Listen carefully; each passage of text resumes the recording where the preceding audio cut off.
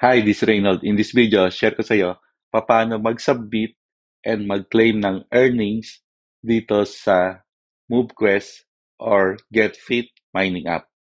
Stay tuned. So para mag-submit and mag-claim, syempre open natin tong GetFit mining app, no? Tapos click mo tong earning. Ayan. So meron tayong 48 hours para mag-submit. 2 days yan. Ngayon, make sure na nagsasubmit ka every day. Kasi ako, na-miss ko yung 1 day. So, lumipas yung umabot ng 3rd day. Pag open ko, nakalimutan ko. Wala na, lumipas na. So, nag-expired na. Kaya I learned my lesson mula noon. Nagsasubmit na ako every day. Kasi sayang naman yung exercise ko, yung activities ko. Tapos, hindi ko rin pala maisasubmit. So, ganito lang mag-submit, no? I-click mo lang yung submit. Make sure may laman yung spending wallet mo. Yung internal wallet, ayun yung spending wallet kasi may gas fee. So, click ko na itong submit.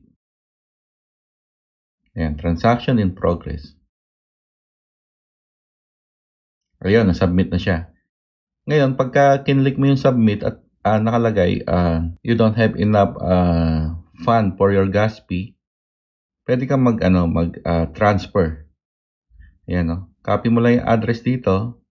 Kasi kailangan copy address kasi kailangan mo maglagay ng dito ng balance. Tulad yan, 0.28 na lang. Baka bukas di na ako makapag-submit kasi baka masyadong maliit na yan. No? Kaya siguro mamaya mag-a-add ako dito. Madali lang naman mag-add ng fund dito sa internal wallet. Copy mo lang yung address. Ayan, copy address. Tapos punta ka sa MetaMask wallet mo.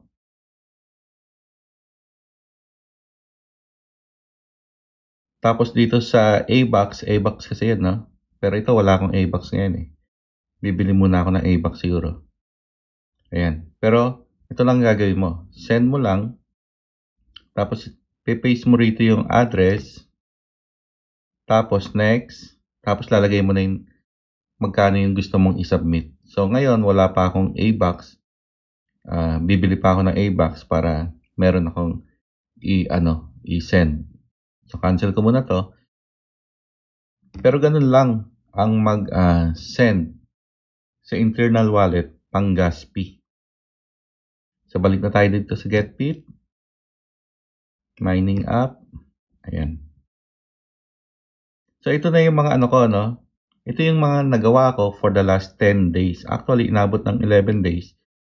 Kasi kung makikita mo rito, yung September, 6, 7, 8, 9, 10, 11. September 11. Tapos yung sumunod na is September 13. Na-miss ko yung September 12. Ayan. So sayang yung exercise ko, yung activities ko nung September 12 kasi nakalimutan kong mag-submit. Kasi umabot ng more than 48 hours paggising ko, saka ako naalala, hindi nga pala ako nakapag-submit. Yan. So, I learned my lesson.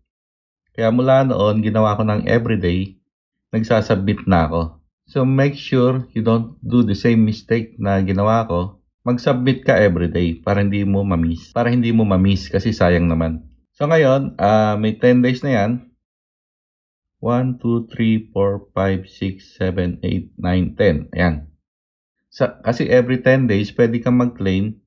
Kasi kung magki-claim ka, yung transaction fee sa 1 day na claim is the same do sa transaction fee sa 10 days. Kaya mas maganda, para makatipid ka sa transaction fee, ipunin mo ng 10 days.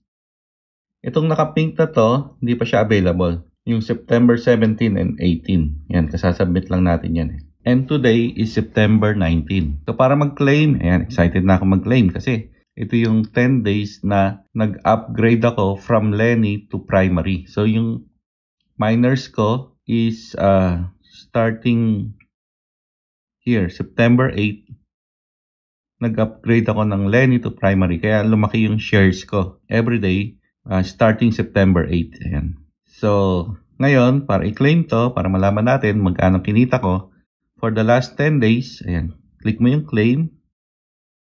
So ayan, magki-claim na tayo. Meron din transaction fee to. Kailangan may laman yung AVAX mo doon sa MetaMask wallet. So click ko na yung claim. Ayan, transaction in progress. Ayan, tingnan natin. Ayun, claim successfully. Ayan. So ngayon, balik tayo dito sa MetaMask wallet. Hindi ko pala na-check yung MetaMask wallet ko kung magkano yung MQT ko kanina. Ayun, no? Sayang, di ko na-check. Pero check ko yung video mamaya kung magkano yung balance ko rito. Parang may 3 something, ay 0.3 akong balance dito eh. Ayun, so may na-receive ako mga 3.7 MQT. Kasi kanina meron akong 0.3 dito eh. So for 10 days, kumita ako ng 3.7 MQT.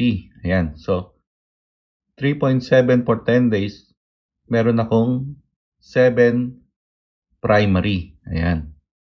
Pero nag-upgrade ako nung September 8. So 8 days lang yung may primary, 2 days lang yung naka-Lenny lang siya. Kaya mahalaga na pagka meron kang miners, mas maganda kung i-evolve mo. Kasi kung Lenny lang yan, baka maliit lang yung makuha mong MQT. Ngayon, check natin kung magkano yung today's value ng MQT.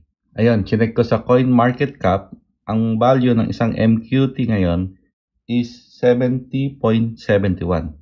September 19.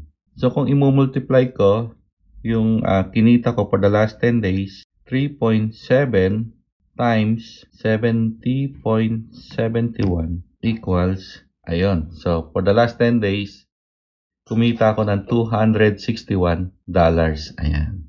So, pwede kong gamitin ngayon to evolve or to upgrade my miners. Pero syempre, gusto ko mag-ipon ng MQT kasi alam ko tataas pa yung value ng MQT. So, maaring di ko muna siya galawin. Bibili na lang ako ng USDT para maipon yung mga MQT token ko. Kasi alam ko tataas ang value ng MQT